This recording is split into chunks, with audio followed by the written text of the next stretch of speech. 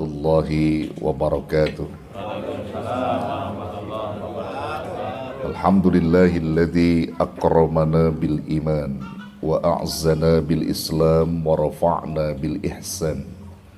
Ahmaduhu hamdan syakirin wa atawakkalu alaihi innahu yuhibbul mutawakkilin. Wassalatu wassalamu ala sayyidil mursalin wa imamil muttaqin, sayyidil guril muhajjalin wa qaidil mujahidin, nabiyyina wa syafi'ina wa qurrati a'yunina, sayyidina wa maulana Muhammadin wa ala alihi wa ashabihi wa ala man tabi'ahum bi ihsanin ila yaumiddin. Amma ba'du. Saudara-saudara jamaah Majlis Walimatul Wakirah yang saya hormati dan muliakan, terlebih khusus keluarga sahibul hajat, yakni Ustadz Hari Purnama beserta keluarganya yang saya muliakan, dan semua tokoh-tokoh yang hadir di malam ini, Bapak RW 05, Bapak Haji Kadi, Bapak Haji Nur Hasan, dan semua Bapak Haji Bejo, dan semua yang hadir di malam ini yang tidak dapat disebutkan namanya. Insya Allah antum semua selalu dirahmati, dimuliakan Allah Jalla Jalaluh. Kita bersyukur kepada Allah di malam ini, suasana hujan namun tidak mengurangi semangat kita untuk memenuhi undangan daripada sahibul hajat Ustadz Hari, dalam hal ini menempati rumah barunya, ya, menempati rumah barunya. Jadi belum lama, ya nggak lama lagi nanti Pak RW bikin lagi dia walimah, ya, untuk istri barunya. Amin. Ya, jadi saudara yang dirahmati Allah, nih Ustadz Hari menempati rumah barunya. Ya, dia mengontrak atau dia berlindung di rumah ini karena Allah gitu ya. Amin. Nah, kita doakan saudara, moga-moga apa yang menjadi tempat kediaman Ustadz Hari ini membawa berkah gitu. Jadi intinya membawa berkah. Jadi hadirnya kita ke tempat ini tidak lain mendorong bermunajat kepada Allah supaya rumah ini diberkahi Allah, bahkan penghuni-penghuninya juga diberkahi oleh Allah. Nah, saudara yang dirahmati Allah, sebenarnya di dalam ajaran Islam itu bahwa di dalam menempati rumah lalu tasyakur itu ada tuntunannya. Jadi ada tuntunannya. Jadi kita nggak menyimpang dari aturan sebagai bentuk rasa syukur nikmat kita kepada Allah. Jadi menempati rumah baru itu ada tuntunannya sehingga punya nilai di sisi Allah Subhanahu wa taala. Di dalam kitab-kitab fikih, ya, dalam kitab Madzhabul Arba'ah itu telah disepakati oleh para ulama-ulama ahli fikih, ya, bahwa yang namanya menempati rumah itu punya beberapa hukum.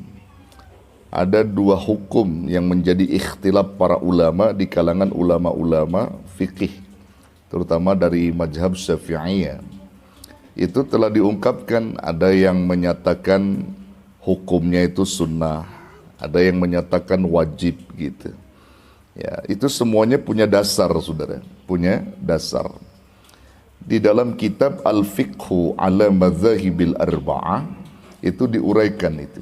Dalam kitab itu dijelaskan wa idza banar rajulu daran aw ishtaraha fa at'ama qilal waqirati ay minal waqri. Apabila seseorang membangun suatu rumah, membangun satu tempat, aw ishtaraha atau dia membelinya. Dia membangun, dia membeli, atau dia mengontrak, dan seterusnya lah gitu. Setelah itu fa'at'ama qilal waqirah.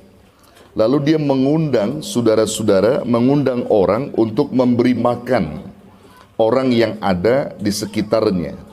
fa'at'imul waqirah. Jadi fa'at'ama qilal waqirah, dia mengundang makan yang dikatakan sebagai al-waqirah, memberikan makan sebagai rasa syukur kepada saudara, tetangga dan seterusnya, karena dia baru menempati rumah itu. Nah, ini ada tuntunan yang diperintahkan, yang tujuannya bahwa orang yang membeli rumah dan membangun rumah tidak lain, bahwa dia bersyukur dengan syukur yang sebenarnya diberikan oleh Allah, dari dia nggak punya rumah menjadi punya rumah, atau dari sesuatu rumah yang kecil menjadi rumah yang besar. Itu ada tuntunannya, sehingga dia bersyukur kepada Allah Subhanahu wa Ta'ala. Sehingga dalam versi hukum yang disebutkan oleh ulama-ulama fikih, ini terjadi ikhtilaf yang tadi saya sebutkan. Ada hukum sunnahnya, ada hukum wajibnya. Disebutkan di dalam fikih itu, ikhtalafal fuqaha'u fi hukmi fi'lul wakirati wa da'wati ilaiha. Ikhtalafal fuqaha'u, telah terjadi perbedaan pendapat di kalangan para ahli fikih, ya, ulama-ulama fikih, fi hukmi fi'lul wakirah, di dalam melakukan dan melaksanakan daripada wakirah tadi. Wakirah itu artinya menempati rumah dengan memberi makan. Wa da'wati ilaiha, dan menghadiri undangannya, memenuhi undangan sahibul hajat yang memiliki rumah yang baru ditempatinya. Maka faqala Syafi'iyah, berkata ulama-ulama Syafi'i, ya, yang bermadzhab Syafi'i, al-wakiratu kasairil walaimi. Al-wakirah itu menurut ulama-ulama Syafi'i itu seperti walimah-walimah yang lain, ghaira walimatil ursi, ya, selain daripada walimah urs, ya, walimah pernikahan. Itu memiliki hukum apa? Mustahabbah. Mustahabbah itu artinya sangat dianjurkan, sunnah, ya, sangat dianjurkan dan menjadi sunnah.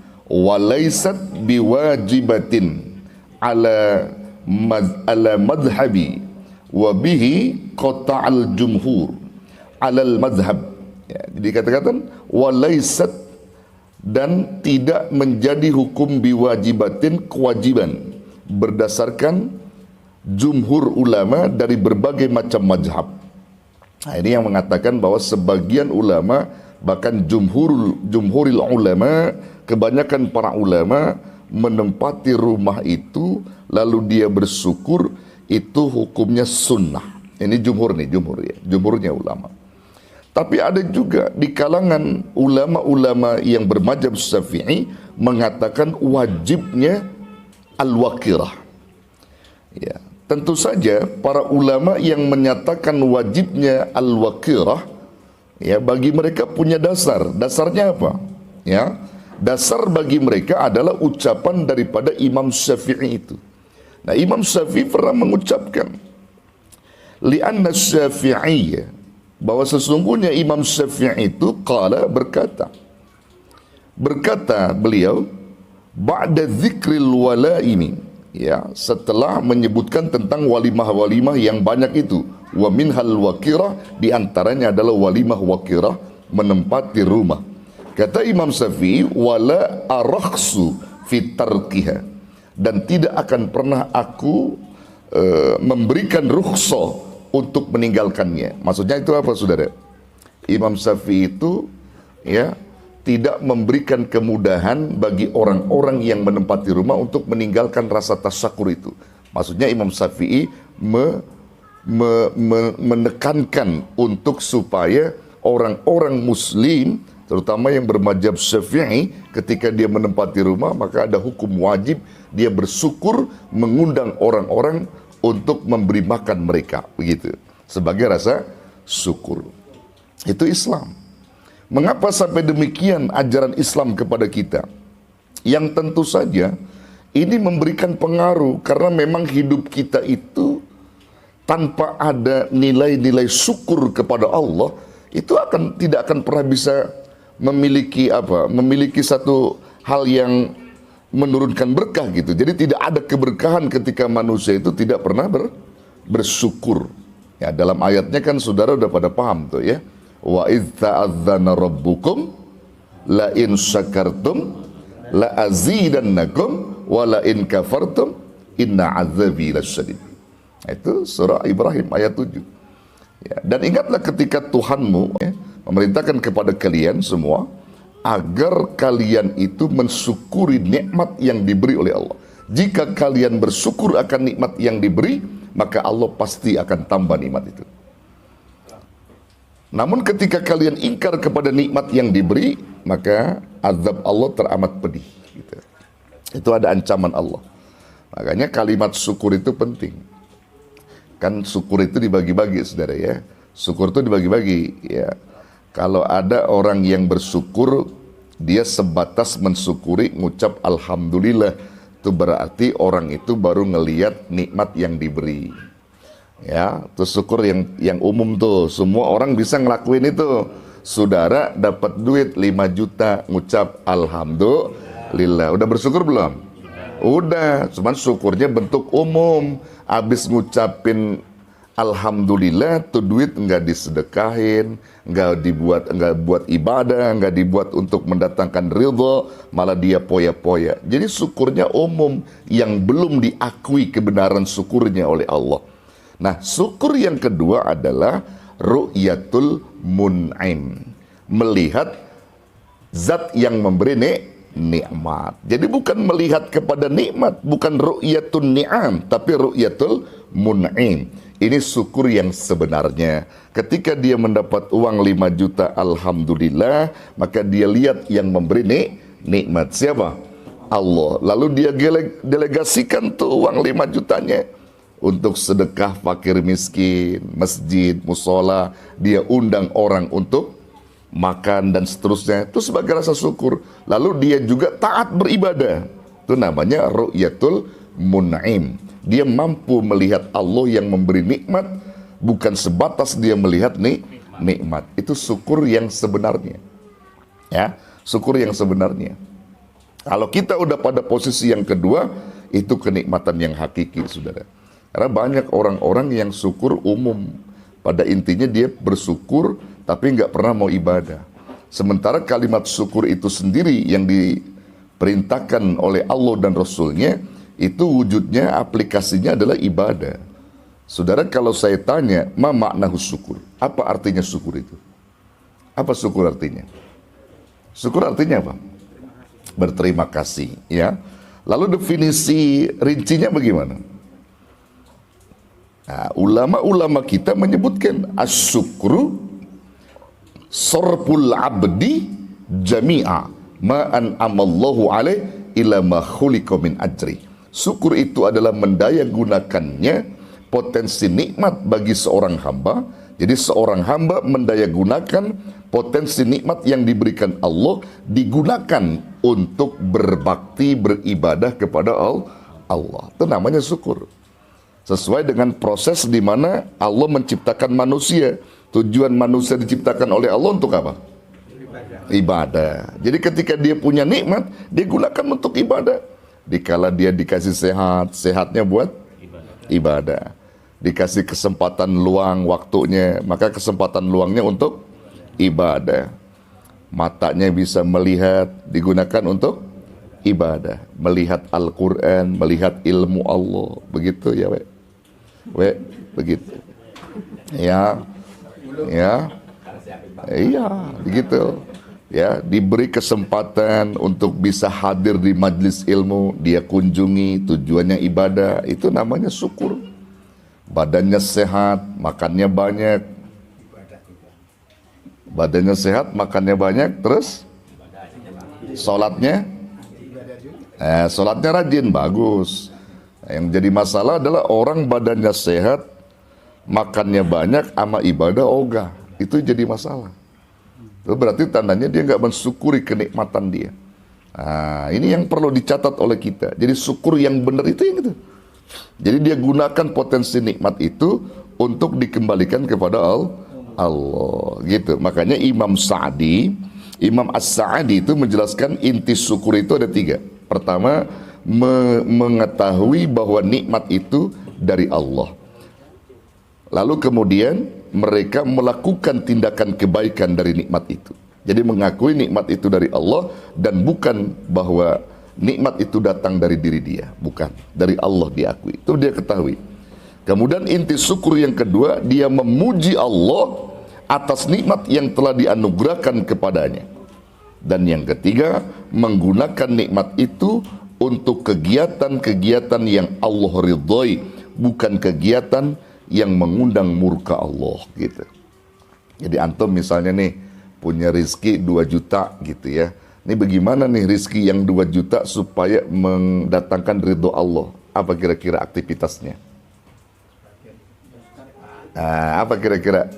Sedekah kepada yatim ya. Kemudian kepada fakir miskin, undang saudara-saudara untuk makan bersama berjamaah. Itu membekas tuh.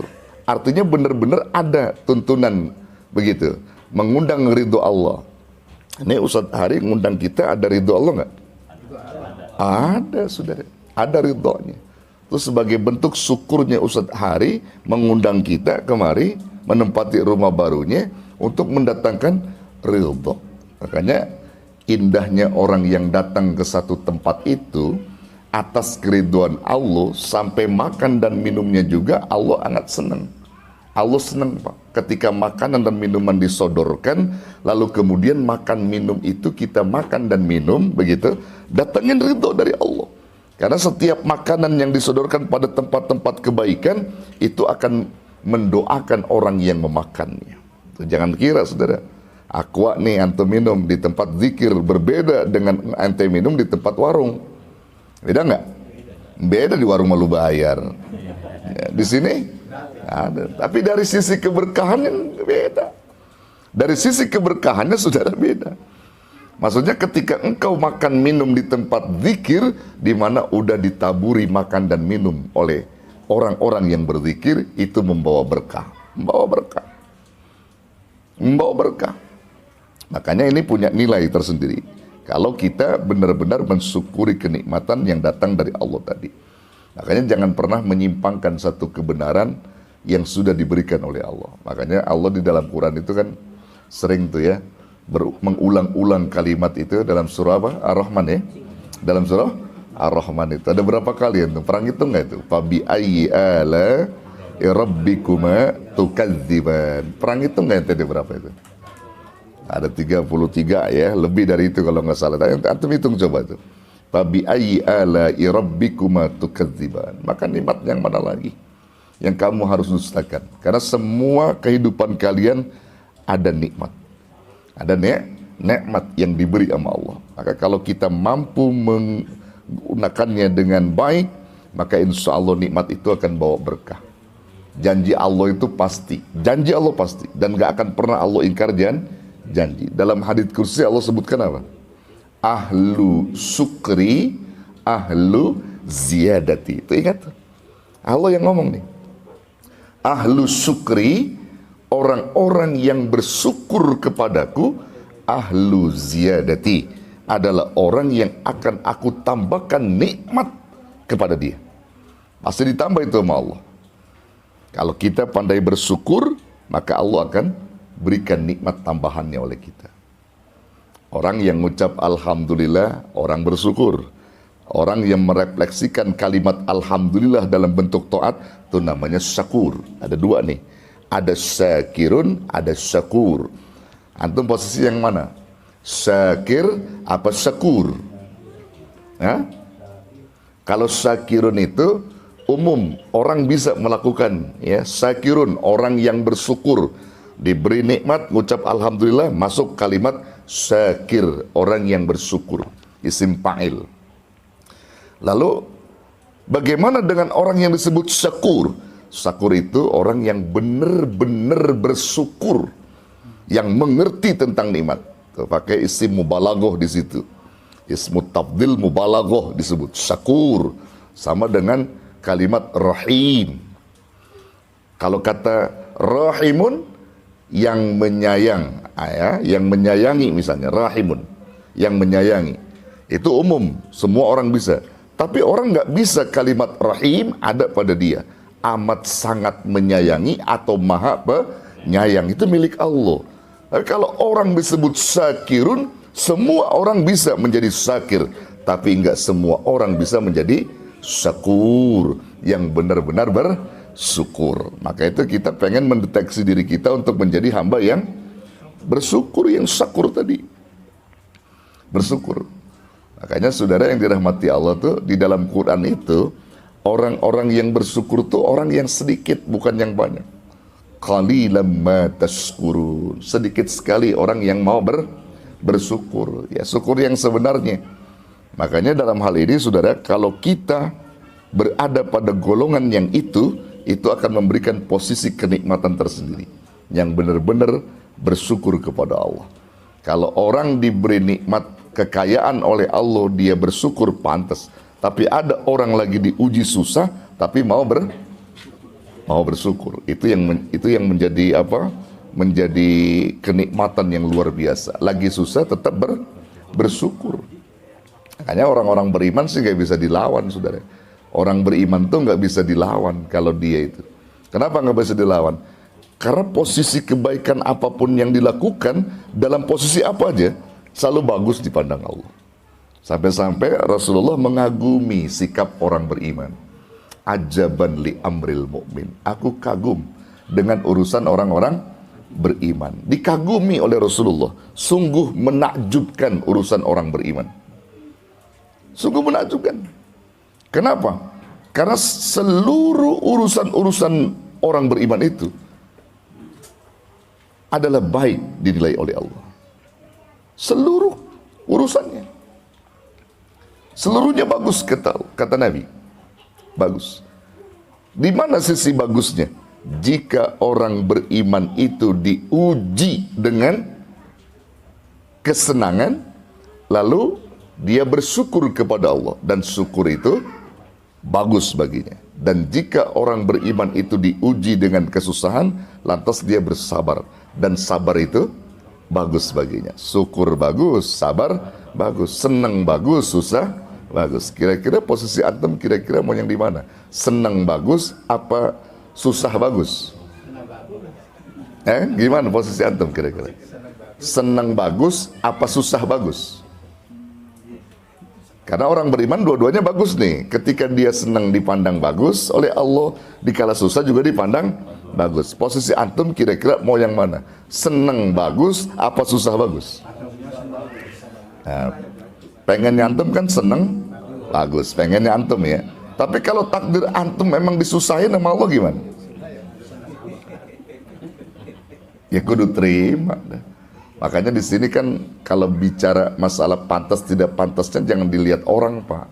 Jangan ngukurnya pandangan orang, jangan ngukurnya pandangan Allah. Jadi kita menjadi manusia nih yang ahli ibadah, yang beriman. Kalau ngukur pantas tidak pantasnya diri kita itu jangan menurut pandangan orang, jangan. Tapi pandangan Allah. Dalam hadits kursi kan disebut itu. Ya. Ada orang-orang yang diberi kekayaan oleh Allah dan kekayaan itu pantas bagi dia menurut Allah. Dan ada juga orang-orang yang tidak diberi kekayaan melainkan kemiskinan, dan kemiskinan itu pantas bagi dia dari Allah pantasnya. Kalau Allah sudah mantesin orang itu pasti bagus, Pak. Pasti bagus. Antum kira-kira pilih pantas di mana di sisi Allah? Pantas dilihat Allah kaya apa pantas dilihat Allah miskin? Maunya antum? Maunya antum kira-kira di mana? Pengennya kaya juga antum ya? Ya. Padahal kalau kita ngelihat hadits kursi ini memberikan pengaruh, Pak. Artinya keimanan kita semakin tajam ketika kita lihat hadis ini. Apa kata Nabi?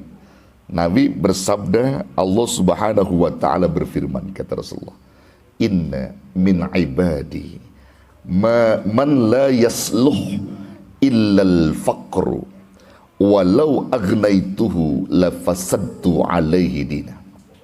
Inna min ibadi, sesungguhnya ada sebagian hamba-hambaku yang tidak kuberikan kekayaan, illal faqru, kecuali kemiskinan. Ini artinya apa? Ini orang ditakdirkan miskin pantas menurut Allah. Kenapa dia takdir miskin pantas? Coba, udahnya miskin gak pernah ngeluh, udahnya miskin tetap taat ibadah, udahnya miskin tetap mau berzikir, udahnya miskin tetap dia mau mengaji, udahnya miskin tetap mau bangun malam, udahnya miskin tetap dia mau berzikir, melakukan yang diperintah oleh Allah. Miskin yang bagus menurut Allah, dia pantas miskin menurut Allah. Tuh, saudara, miskin nggak sombong. Apa yang mau disombongin? Apa yang mau disombongin ya? Ya, ini ada orang udah miskin sombong banget, saudara. Ya, udah miskin sombong, ngagul, kalau kata orang Betawi bilang ngagul, hidupnya tuh ngagul. Makanya jangan sombong-sombong ente, ya. Saudara, kalau ere mah kaya dah dia mah. Tahu kaya siapa dia, ya, kaya hati. Ya, kita lihat saudara nih, miskin pantas menurut Allah gitu.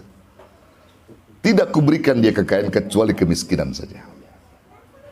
Nah, kemudian orang yang kedua apa? Wa inna min ibadi man la yasluh, ya, illal ghina walau afqartuhu la fasadtu alaidina. Ada juga sebagian hamba-hambaku yang tidak kuberikan kemiskinan, melainkan kekayaan. Kalau sekiranya aku berikan dia kemiskinan, aku berarti merusak agamanya, kata Allah. Udah lebih bagus dia kaya. Begitu juga tadi yang miskin, kalau aku berikan kekayaan, aku akan merusak agamanya. Sudah lebih bagus dia miskin saja. Ini takdir nih, kehendak Allah. Abu Bakar itu udah pantas kaya, Pak. Pantas kaya, karena di balik kekayaan itu selalu digunakan untuk kepentingan agama, disumbangkan untuk Allah dan Rasulnya. Jadi kaya yang pantas tuh begitu, Pak. Kita duit banyak, rezeki melimpah gitu, tapi nggak kikir gitu, sama masjid, sama musola, anak yatim, nggak kikir. Itu namanya kaya yang bagus menurut Allah. Ya. Begitu juga ada orang miskin yang pantas menurut Allah. Dia selalu melakukan yang terbaik untuk Allah. Dia tetap berzikir, dia tetap membaca Quran, dia tetap selalu melakukan yang terbaik untuk Allah. Miskin dia, tapi hidupnya nggak pernah ngeluh. Makanya ada yang disebut Nabi itu kadal fakru ayyakuna kufran, ya, kadal fakru, keberadaan itu, kefakiran itu akan mendekati kepada kekufuran. Itu bermakna bi ghairi iman, tanpa iman. Orang fakir yang nggak punya iman. Kalau orang fakir punya iman, enggak. Orang fakir punya iman, enggak. Makanya ketika orang-orang fakir yang punya iman ini dipandang bagus oleh Allah, dia yang sebenarnya membawa berkah dalam lingkungan kita. Ada orang miskin taat sama Allah, maka dia ini yang membawa berkah. Saya suka bilang sama jamaah begini, Pak, kalau pengen bangun pesantren, pengen bangun musola, pengen bangun masjid, tuh orang miskin jangan dilupain. Terutama orang miskin yang taat di lingkungan situ. Ini kadang-kadang orang kaya mulu yang didatengin sama panitia-panitia pembangunan musola masjid, betul nggak? Iya. Hah? Bukan itu yang dimaksudnya sebenarnya, bukan uangnya. Itu. Jadi sebelum kita ke orang kaya, kunjungi orang miskin yang taat di kampung itu. Bawa map. Assalamualaikum. Waalaikumsalam, Pak. Nih musola mau ngebangun, masjid mau ngebangun. Kata dia, aduh saya nggak, bukan itu, Pak. Jadi berdasarkan hadis ad-du'aul fuqara, doa fuqara itulah yang saya minta. Bacain Fatihah, Pak, proposalnya nih. Nah, dia bacain dah tuh Fatihah. Begitu dia bacain Fatihah, kita bawa dah ke orang kaya, lancar tuh, Pak. Ini kadang-kadang orang miskin taat dilewatin aja. Dilewatin aja. Kata orang miskin yang taat nih, Pak RW mau kemana sih, saya kagak ditengok-tengok. Ah, lu urusan apa nengok lu, miskin, kata RW begitu. Sombong banget. Jangan begitu, TW. Jadi lihat dia miskin yang taat, minta doa di situ. Minta doa gitu, itu penting tuh, minta doa. Minta doa. Karena itu akan memberikan faedah, memberikan berkah gitu, Pak. Bidu'ail fuqara itu penting gitu. Penting. Nah, penting bidu'ail fuqara. Nah, maka itu saudara, ini menjadi catatan khusus buat kita untuk bisa mensyukuri keberadaan kita. Jadi kalau memang kita udah dikasih nikmat kaya, ya syukurin. Nikmat miskin, ya syukurin juga. Jangan kita keluhkan. Emang itu udah bagian kita gitu. Udah bagian kita. Makanya kalau jadi intinya begitu tuh ya, intinya. Jadi Bapak Ibu sekalian yang dirahmati Allah, ini saya mau sampaikan di acara Walimatul Wakirah di tempatnya Ustadz Hari. Jadi inti wakirah tadi mengundang makan sebagai rasa syukur kepada Allah karena diberi nikmat oleh Allah. Karena setiap nikmat yang diberi mesti disebut-sebut kata Allah dan nabinya. Dalam Quran surah Ad-Duha itu terakhir ayatnya apa kata Allah? Wa amma bi ni'mati rabbika fahaddits. Adapun nikmat Tuhanmu mesti kamu sebut. Maksud sebut di situ, kalau kita punya nikmat menempati rumah baru, ada rizki, ayo sebut. Sebut-sebut itu. Sebutnya bagaimana? Undang orang, ajak makan sebagai rasa bentuk tasakur kepada Allah. Itu disebut tahadus bi nikmah dalam hadis Nabi. Ya, at-tahaddusu bi ni'matillahi syukrun. Membicarakan kenikmatan yang diberi oleh Allah itu bentuk syukur. Jadi Ustadz hari ini dia lagi bicara nikmat Allah. Ya, dulu rumahnya di depan, sekarang ada di dalam, agak lebih besar. Dia bersyukur karena ini nikmat dari Allah. Begitu. Saudara yang dirahmati Allah, ini saya kira penting ya, penting buat antum semua. Jadi intinya saya kira itu tadi itu ya. Jadi wakirah tadi enggak di apa namanya bahasanya tidak dilarang, bahkan sangat dianjurkan di dalam agama kita. Mudah-mudahan jadi manfaat. Amin ya rabbal alamin. Dan ini aja saya kira yang disampaikan. Kita doain Ustadz Hari dan keluarganya. Dia juga murid saya. Ya, mudah-mudahan jadi berkah ya, jadi berkah. Mau buka usaha, mau apa saja dalam hal kebaikan diridhoi sama Allah. Kita yang lebih mohon maaf. Hadanallahu wa iyyakum ajmain. Wallahul muwaffiq ila aqwamit thoriq. Wassalamualaikum warahmatullahi wabarakatuh. Waalaikumsalam.